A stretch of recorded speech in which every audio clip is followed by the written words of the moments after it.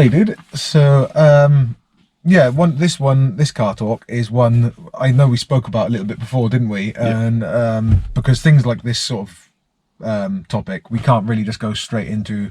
Well, I thought it was unfair for me to go straight into it, and have actually thought about it first without telling you about was the myths and legends to do with cars, things which people believe are true, which might not be, or people that would think, no, that's a load of crap, which actually has worked in our opinion. It has actually worked quite well. I had quite long thought about it, and to start off with, I couldn't think of anything, and then one came to me, then just like it snowballed. Then I was just like, there is so much possible misinformation, could be right, could be wrong, kind of thing out there, and it's like one of those things, like we said before, like one person will do it and it work, and we'll try it and it won't.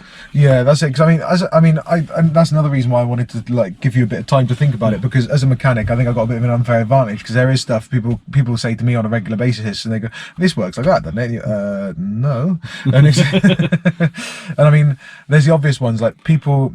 The biggest one, and I think I've said about it in another video, probably about maintaining the cars, is the battery light on the dash being to do with your battery. It is one of the biggest, it's one of the stupidest things that car manufacturers put in, and every single one of them has followed suit and does it.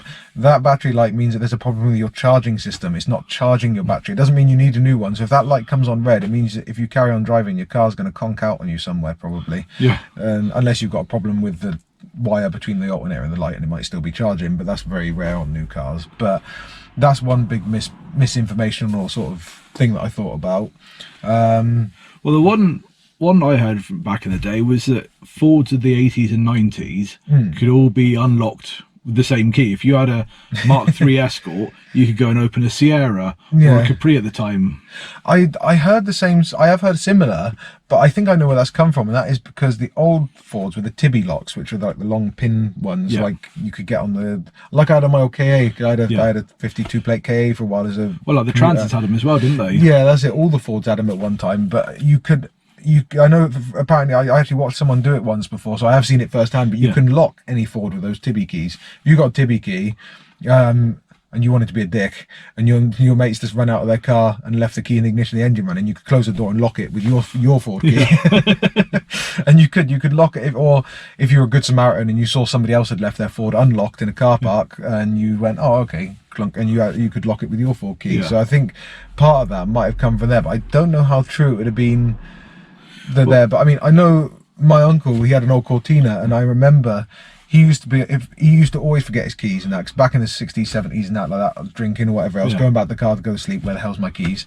But I remember he said that he could genuinely use his Yale house key to unlock his Cortina and start it and drive it if he wanted to, because there was no such thing as immobilizing that back then. But I mean, it might have been the case for the early Fords, because I mean, to be honest, lock technology, like everything else in cars, has come on in such leaps and bounds now. You've got laser cut keys and all sorts of stuff. So, well, my parents' Sierra got broken into when we went for a walk one day, and the only bit of information we had, which is where the idea came from, was that somebody had a Mark III or Mark IV Escort come and park next to the car. And that was the only other car that had been in there, so that was where that idea came from, was that they would possibly be able to use their Ford key to unlock our car, because there was no damage to the locks or anything like that. Yeah, well, I did hear rumours that apparently as those Tibby keys became a lot more used, like when the cars got up there in mileage, they started getting rounded on the edges, that used to be the case a lot of the time. And as the locks got older, you'd find that the wafers inside, which are like spring-loaded pieces that go round the key to make it so that it'll work, apparently some of them sometimes will get stuck, and when you put the key in, like I say, you don't need to push on as many of them to actually decode the lock, so you can actually get in a lot easier.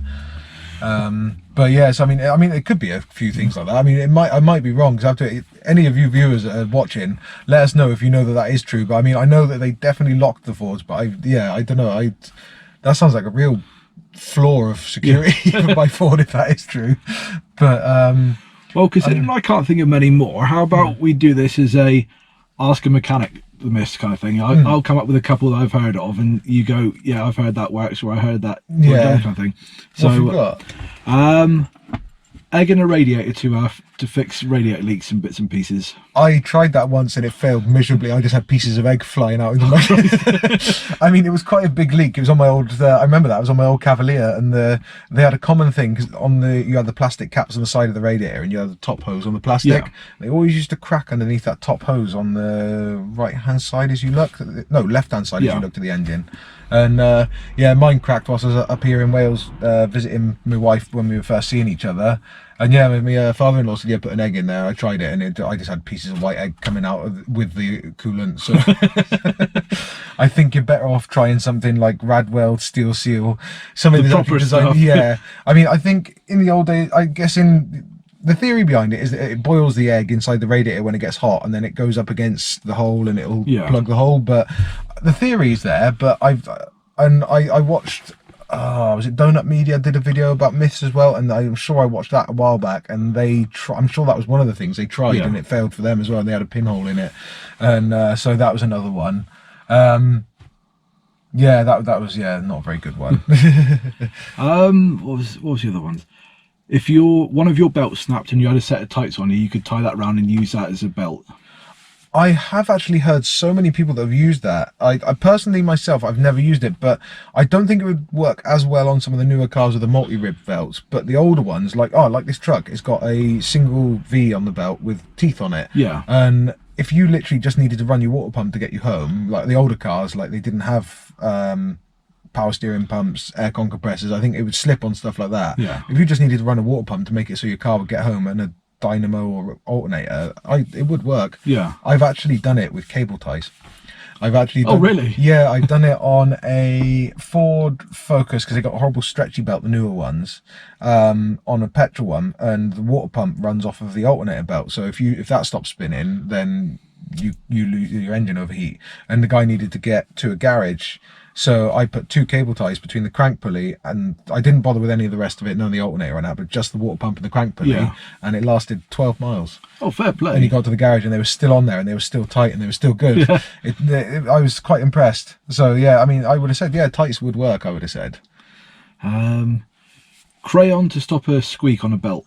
Yeah, that is one that we were talking about as well, wasn't it? That's one that a lot of people won't know about. But if you've got a belt that is sort of doing that horrible noise or squeaky noise as well, like when you turn it and you can hear it chirping and stuff like that, one way to actually stop that temporarily is to use wax crayon. I mean, I've actually still got one in my toolbox, and you'll see there's actually ridges cut out of it where I've used it on the belt. So I've got a big thick square or rectangle tire marking crayon, a yellow one.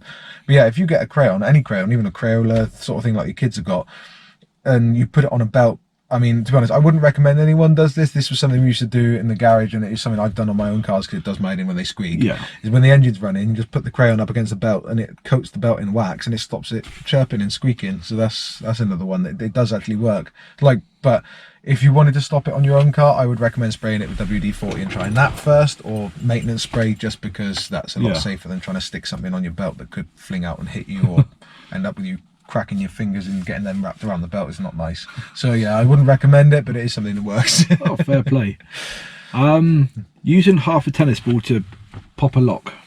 That, I think, is a big myth. That is a very big myth, because everybody I've ever spoken to about it, everybody, like, there's so many people at the time I say, yeah, that's true, because I know someone who's done that. And that's the thing, I've never spoken to somebody who's actually got into a car using half a tennis ball. Yeah. And it's never been an accepted method. And I mean, I work for a roadside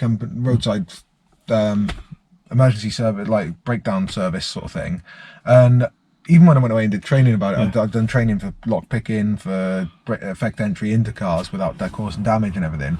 And it was one of the questions that was put to them, and even the lecturer to them, I said, that's bollocks. Yeah. That was his exact words. Well, I remember when I first got my Mark II Fiesta, somebody turned around to me and said, oh, be careful, somebody don't have a tennis ball near your car, they will shoot the lock straight up. And I was like, really? Yeah, I mean, to be honest, I think you've got more chance of finding a car like an old car with wind down windows, grabbing hold of the window and going thump like that and pulling it down.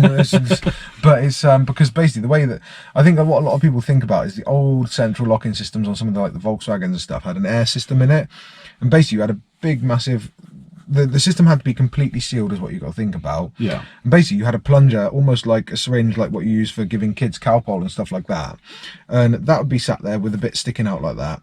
and then as the lock was turned, it would have a pin on the end of it, which would turn around, push the plunger in, which would then force the air down a load of air lines in the door. Instead of having electric wires like they have a modern remote central lock-in and central lock-in, it had airline that would run through the door, and it pushed the air into the vacuum reservoir, and then it would either shovel the rest of the locks up using that air or shove them back down again. And so, I mean, you could force a tennis ball up against that door lock all the time. All you're going to be doing is pumping air into the door cavity. You're not going to be doing anything that's going to actually unlock a car. So I really, unless you fill a tennis ball full of cement and throw it through a window, I can't see how that you can get into a car with a tennis ball, really. And it's but one of the common ones I actually have to, I was going to say, if you don't mind me throwing one in, one of the common ones which really that does do my head in, because I've had people argue with me until they're blue in the face about this, is air conditioning in a car. And even my mother argued with me about it recently, because when we were having the heat wave, and I said to her, you want to get in the Defender and do put the aircon on and just drive around for a bit, because she was saying about how hot it was. And she said, oh no, me and your sister have been out in that, I needed to save fuel, I've put the windows down. And I tell you what, putting your windows down doubles the amount of effect it has on your car with the fuel economy compared to aircon. It actually works out your car will be more economical if you've got all your windows up and everything with your aircon on than it will be with just the windows down. I mean, unless you're sat still, obviously. If you're sat still in traffic, then yeah, having your aircon off will save you money on the fuel bill. But if you're just driving around, because what you've got to think about is wind resistance and things like that. When a car's got all the windows and everything up, the wind goes over the top. That's how they're designed, and that's what makes them like they just cut through the air. It's really good. But when you open in your window, you're basically turning your whole car into a windsock. The wind's coming in through your windows, getting caught in the back cavity, especially if you've got something like this, the Jeep we're in now, not Jeep, Mitsubishi Shogun, because you've got closed windows on the back, closed boot, you're basically effectively making a giant air dam. So it's basically your entire back of your car is doing what a Bugatti Veyron's spoiler does when it tilts up and under braking to help it slow down. So you're causing a lot more drag. And I mean, I read somewhere that I don't think it's true, because it seems to be wrong compared to the cars I've got, but they said it takes something like 10% of you can add 10% to your fuel economy, or take 10% off your fuel economy when you put aircon on. I don't think that's right, because I mean, like mine, I've got a 22 plate van as a work van, and that one, with the aircon off, it does about 32 miles per gallon, point something miles per gallon. With the aircon on, it does 32 point something miles per gallon. So it's not noticeable. I think that accounts for the older cars. Yeah. But putting your windows down and driving down the motorway, I think they did it down the motorway or something. Putting your aircon on takes 10% off your fuel economy. Putting your windows down takes about 20% off. So it's literally double. Yeah. So if you're struggling in the heat and your car's got aircon, turn the aircon on, put the windows up, be comfortable. It'll actually save you money on your fuel economy as well. And a lot of people, it's still that myth. Old cars, you chuck the aircon on, like this truck's the same. You chuck the aircon on, you can hear it go clunk, and you can see the revs drop and then come back up. And older cars, they were a lot less economical as they are now. But the newer systems, you barely even hear them coming on half the time. You just feel the nice cold air. So. And it also works for demisting your window. That's another myth. Yeah. People say aircon only works and is only got use in the summer. Yeah, it brings out nice cool air, but the one thing it also does, it takes all the moisture out the air in the car as well. So if in the winter you jump out into your car and it's been raining, you jump in, windscreen's misted up to hell and back, stick your aircon on. It'll demist it twice as quick. It literally will. You can actually watch the mist going off your windscreen when you turn it on. It's brilliant. So that's another myth that people don't realize, is using your aircon in the winter is good for your aircon system as well, because if you leave it all over winter and don't use it and then put it on in the summer, that's where you get that horrible smell, because the bacteria is built up in it. So sorry, getting off topic there, but I was giving those people aircon advice. But no, but that is one of my pet peeves, of people coming up and saying, no, I'm not putting the aircon on, it'll use my fuel. So, no, it won't. Well, I can't think of any more off the top of my head, but if you guys have got any myths you want busted by our mechanic, then leave them in the comments, and we'll try and do another video. If we get enough of them, we'll do another video and try and bust some more then. And I mean, if I don't know, I will try and do some research to get back to you as well. And I mean, if you disagree with any of the myths, if you've tried any of the myths we talked about that we say didn't work, or you've tried any of the ones that we say did work and it was opposite for you, let us know in the comments. We'd love to hear from you. And again, this is for entertainment purposes. We're not saying this is gospel. We're not trying to lay out the Bible of cars. We're just saying this is what we've got in our opinion, and the same with the myths and everything like that as well. So it's yeah, if you want to leave us comments about how myths you've heard of have worked or how they failed for you, that would be great as well, and we can just put people's stories in. Yeah, that'd be really good to hear. So no, there's I hope you guys have enjoyed, and if you have, then by all means let us know by hitting a like and subscribe below, and also hit that notification bell to stay up to date on when our new videos come out. I was going to say these ones at the minute are coming out on the 11th of every month, but it may change over time because we have had a couple of schedule changes over the last 12 months or so. But yeah, thank you guys, and thanks for watching. Cheers.